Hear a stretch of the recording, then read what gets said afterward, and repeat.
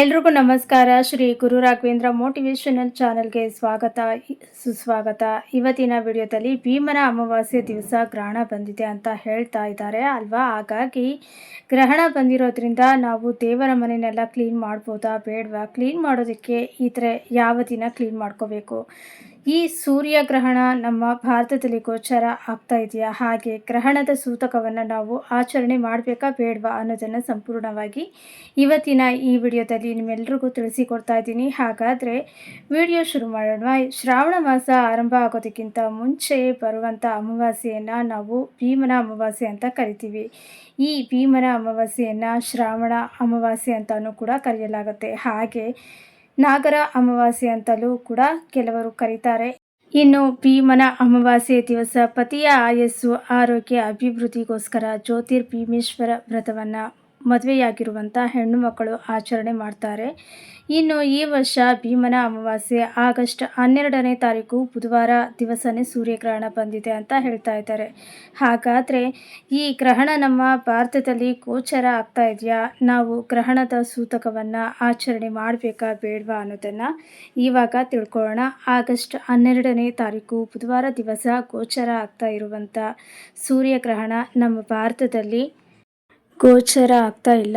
ವಾಸ ಮಾಡ್ತಾ ಇರುವಂಥ ಪ್ರದೇಶದಲ್ಲಿ ಗೋಚರ ಆಗದೇ ಇರುವಂಥ ಸಂದರ್ಭದಲ್ಲಿ ನಾವು ಗ್ರಹಣದ ಸೂತಕವನ್ನು ಆಚರಣೆ ಮಾಡಬೇಕಾದಂಥ ಅವಶ್ಯಕತೆ ಇಲ್ಲ. ಹಾಗಾಗಿ ಭೀಮನ ಅಮಾವಾಸ್ಯೆ ದಿವಸ ಬಂದಿರುವಂಥ ಗ್ರಹಣದ ಬಗ್ಗೆ ಹೆಚ್ಚಾಗಿ ತಲೆ ಕೆಡಿಸಿಕೊಳ್ಳೋದು ಬೇಡ.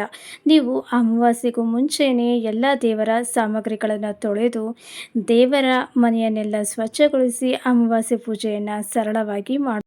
ಇನ್ನು ಅಮಾವಾಸ್ಯೆಗಳಲ್ಲಿ ಅತ್ಯಂತ ಶಕ್ತಿಶಾಲಿಯಾದಂಥ ಈ ಭೀಮನ ಅಮಾವಾಸ್ಯೆ ಆಗಿರ್ಬೋದು, ಯುಗಾದಿ ಅಮಾವಾಸ್ಯೆ, ದೀಪಾವಳಿ ಅಮಾವಾಸ್ಯೆ, ಮಹಾಲಯ ಅಮಾವಾಸ್ಯೆ, ಈ ಅಮಾವಾಸ್ಯೆಗಳು ಬಹಳನೇ ಮುಖ್ಯವಾದಂಥ ಅಮಾವಾಸ್ಯೆಗಳು. ಹಾಗಾಗಿ ತುಂಬಾ ಶಕ್ತಿಯುತವಾದಂಥ ಅಮಾವಾಸ್ಯೆಗಳಾಗಿರೋದ್ರಿಂದ ಅವತ್ತಿನ ದಿವಸ ನೀವು ಕೆಲವೊಂದು ಪರಿಹಾರಗಳನ್ನು ಮಾಡಿಕೊಳ್ಳೋದು ತುಂಬಾ ಒಳ್ಳೆಯದು.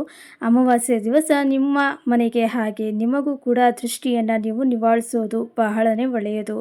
ಒಂದು ಕುಂಬಳಕಾಯಿಯಿಂದ ಆಗಲಿ ಅಥವಾ ನಿಂಬೆಹಣ್ಣಿನಿಂದ ಆಗಲಿ ನಿಮ್ಮ ಮನೆಗೆ ಹಾಗೆ ನಿಮಗೆ ದೃಷ್ಟಿಯನ್ನು ತೆಗೆದು ಮನೆಯಲ್ಲಿ ಇರ್ತಕ್ಕಂಥ ನಕಾರಾತ್ಮಕ ಶಕ್ತಿಯನ್ನು ಮನೆಯಿಂದ ಹೊರ ಹಾಕೋದಕ್ಕೆ ಕೆಲವೊಂದು ಪರಿಹಾರಗಳನ್ನು ಮಾಡ್ಕೋಬೋದು. ಈಗಾಗಲೇ ಯಾವ ರೀತಿಯಾದಂಥ ಪರಿಹಾರ ಮಾಡ್ಕೋಬೋದು ಅಂತಲೂ ತಿಳಿಸ್ಕೊಡ್ತೀನಿ. ಪರಿಹಾರ ಮಾಡ್ಕೊಳ್ಳೋದಕ್ಕೆ ಆಗೋದಿಲ್ಲ ಅಂತ ಅನ್ನೋರು ನೀವು ಸರಳವಾಗಿ ಮನೆಯಲ್ಲಿ ಸಾಂಬ್ರಾಣಿ ಧೂಪವನ್ನು ಹಾಕೋದ್ರಿಂದನೂ ಕೂಡ ಮನೆಯಲ್ಲಿ ಇರ್ತಕ್ಕಂಥ ಈ ನಕಾರಾತ್ಮಕ ಶಕ್ತಿಗಳು ಕಡಿಮೆ ಆಗುತ್ತೆ.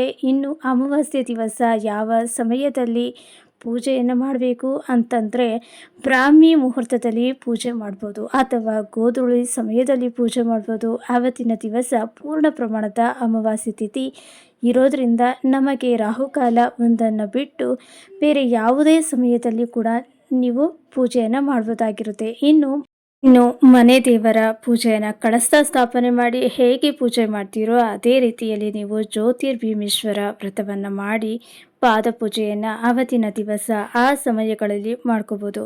ನೋಡಿದ್ರಲ್ಲ ಸ್ನೇಹಿತರೆ, ಇವತ್ತಿನ ಈ ವಿಡಿಯೋದಲ್ಲಿ ಗ್ರಹಣ ಆಗಿ ಅಮಾವಾಸ್ಯೆ ಎರಡೂ ಒಟ್ಟೊಟ್ಟಿಗೆ ಬಂದಿರೋದ್ರಿಂದ ನಾವು ಯಾವ ಸಮಯದಲ್ಲಿ ದೇವರ ಸಾಮಗ್ರಿಗಳನ್ನು ತೊಳಿಬೋದು, ಯಾವ ಸಮಯದಲ್ಲಿ ಪೂಜೆಯನ್ನು ಮಾಡಬೇಕು ಅನ್ನೋದನ್ನು ಸಂಕ್ಷಿಪ್ತವಾಗಿ ತಿಳಿಸ್ಕೊಟ್ಟಿದ್ದೀನಿ. ಇವತ್ತಿನ ಈ ವಿಡಿಯೋ ನಿಮ್ಮೆಲ್ಲರಿಗೂ ಇಷ್ಟ ಆಗಿದೆ, ಹಾಗೆ ಉಪಯೋಗ ಆಗಿದೆ ಅಂತ ಭಾವಿಸ್ತೀನಿ. ವಿಡಿಯೋ ಇಷ್ಟ ಆಗಿದರೆ ಲೈಕ್ ಮಾಡಿ, ಬೇರೆಯವ್ರಿಗೂ ಕೂಡ ಶೇರ್ ಮಾಡಿ. ಹಾಗೆ ನಿಮ್ಮ ಅನಿಸಿಕೆ ಅಭಿಪ್ರಾಯವನ್ನು ಖಂಡಿತವಾಗಲೂ ಕಾಮೆಂಟ್ ಮುಖಾಂತರ ಬರೆದು ತಿಳಿಸಿ. ಮತ್ತೊಂದು ಉಪಯುಕ್ತ ಪೂಜಾ ಮಾಹಿತಿಯೊಂದಿಗೆ ಮತ್ತೆ ಸಿಗ್ತೀನಿ. ಧನ್ಯವಾದಗಳು.